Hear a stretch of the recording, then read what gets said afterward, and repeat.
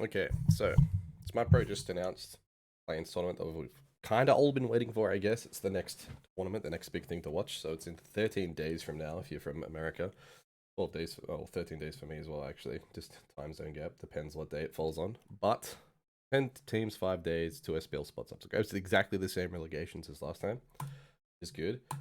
And I want to do short form content this year. So I guess this is the first part of short form content, right? I think these are obviously team lineups that are already in the SPL and they need to worry about them. These are all the SPL Plains rosters right over here. And just getting straight into it, there's obvious three teams that everyone's looking at, which are the Hounds, the Walks, the Glads, which you can see are the kind of the first outbreaks of what the Valks kind of went to. No bias at all. Well, there is kind of a bit of bias for me. I think the Hounds have the best shot to qualify, even with this stacked roster with Stuart, Sam joining Gamma Aqua, and Crimson's always been an SPL mid laner. I just think that these guys might have the tournament drive behind them. Benny's always someone who played well at tournaments. Post on ping, like low ping as well. Quick and Oath last year decimated us, to be honest. And then Ducky's obviously a veteran, as well as Aqua as well. You know, I just have more bias towards these guys, maybe because I might have coached them in a different timeline, whereas I didn't really have any contingencies with like the Wargs.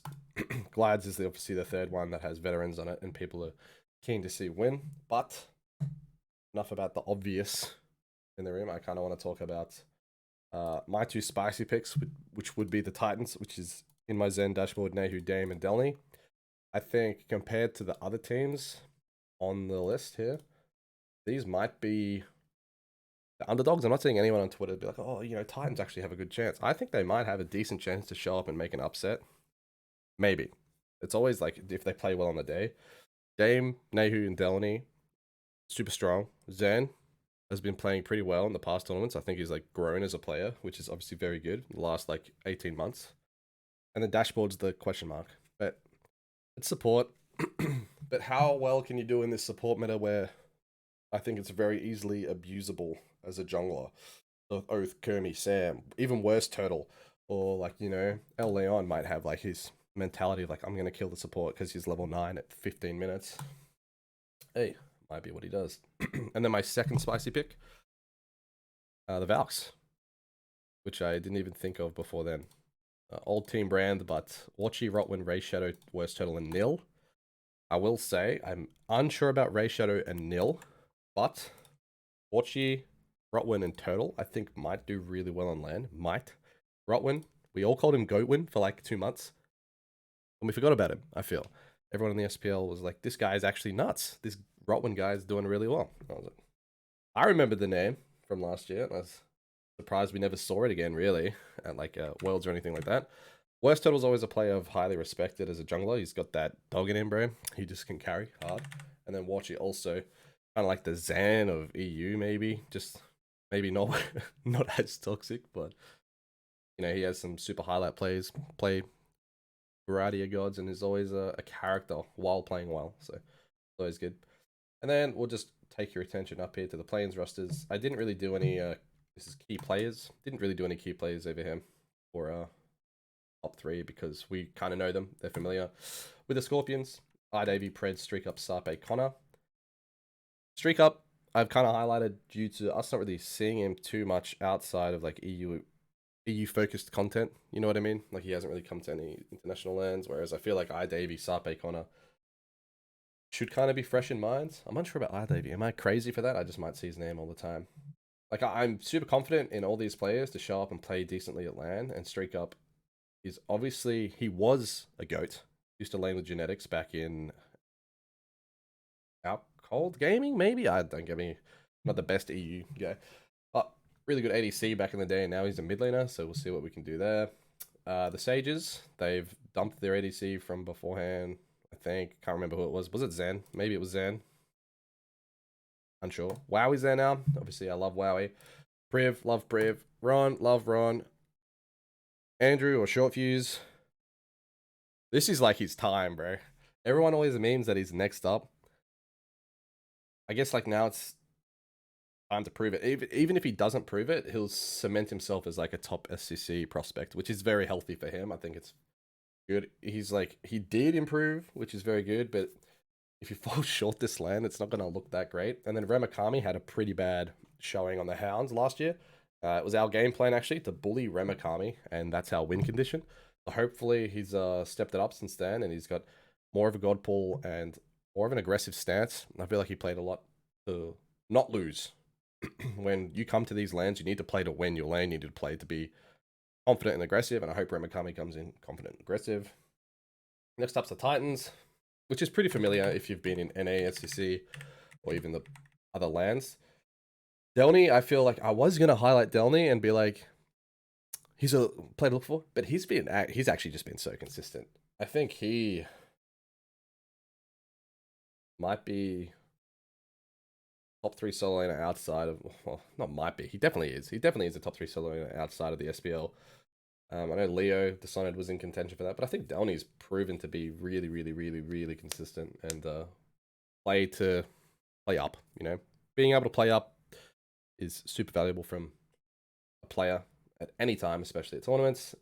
Dame and Nehu can probably run right in this land. Depends how Dame's feeling. I always have belief in Dame to just destroy lobbies. And I think he can destroy every team in this lobby if he gets a comfort pick and he gets to run with it, you know? There's just something about him. And Benny has always held Dame in high regard. Oh, God, what a lisp. High regard. And before I saw Dame actually play in like a comp game, I was like, yeah, I get it. He can stomp ranked. Anyone who's like good at the game can stomp ranked, but Dame can just stomp comp lobbies too, which is something you always want in your jungler, I guess. The ability to just pop off. And then Nehu, I think last year during in-houses, Nehu looked insane. And then he had, you know, first half of the year off, didn't really compete. Didn't like go crazy in the last half of the year, but I think did well enough. You know what I mean? It's just that Nehu's performance in those in-houses really, like, I don't want to say it shocked me, but he was looking like he could have been an SPL easily with those last year's early in the year performance. So hopefully he returns back to that form and has a team around him that can showcase how good Nehu actually can be. Wardens, I didn't really do anything. Tuba last year had a really good LAN. Maybe he could be someone to look for, funnily enough. Tuba just actually hard carried last year, if you remember in play-ins. But then Ocean's Josh is a core roster. Leon last year didn't really do too well. He had that really good Sylvanas jungle game. But he always has good, I don't say good comms. He always has comms, and hopefully that some of these guys can redirect them. I feel like Tuba's kind of matured well as a second voice, maybe. And then Slash, question mark. I don't think any of these solo laners are particularly insane, apart from we'll get to Malachi later. That's just a joke, don't worry. Alright, Valks. Yeah, Watchy, Rotwin, and Westodal, I kind of talked about here. These guys are the guys to watch. Super good individual players and have good mechanics. Obviously, everyone in this tournament will have good mechanics. But the question mark should actually be shifted over to Ray Shadow and Nil. Unless Nil's a name change. I've never heard that name before. I have no idea if he's even played Super Comp before. This is a big one if it is your first LAN. And Ray Shadow I do know of. I have seen for a long time, I feel, unless I'm crazy. But yeah, once again, just the experience of tournaments. Tanuki. I hate this brand. This brand fucking sucks. Yomi Tanuki. It's just disgusting to say. The brand's ugly. Sorry, like green, and it's just Danzaburo. Like, gotta change this brand.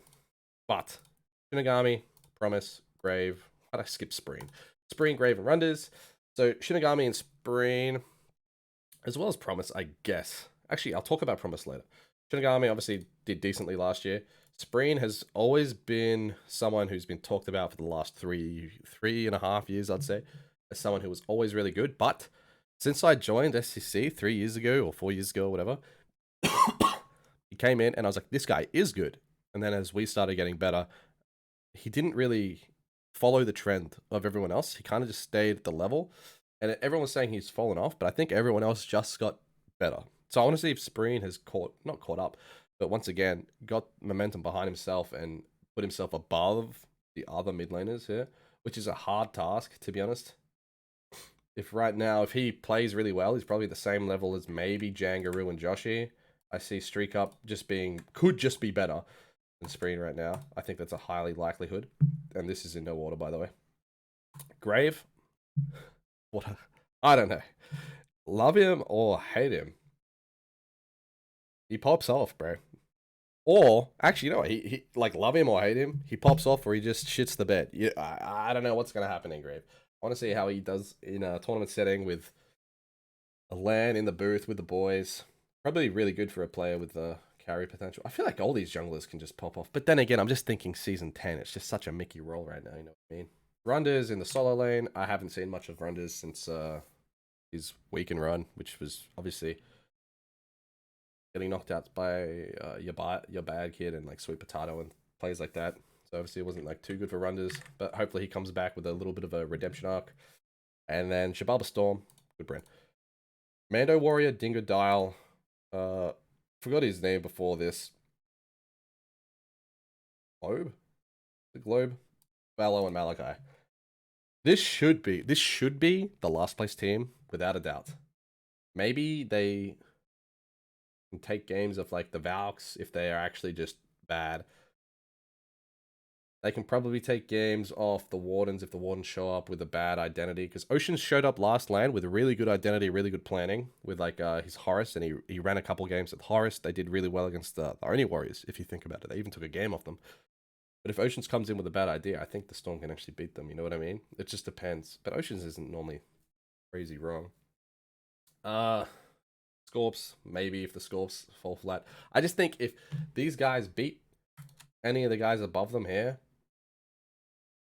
the other team's just like fucked it. To be honest, they've just fucked it.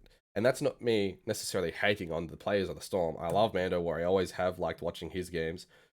Dingo Dial is an Australian fucking character from Crash Bandicoot. I've got to like Dingo Dial. And then I don't really have too much of opinion of Globe and Valo, but and then Malachi, I don't even hate the guy. He just fucking shift to shield Amaterasu, right? But you got to think about it. That's all he has to improve on to have a better showing than last land, which is fucking easy to do. Just build correctly. You know what I mean?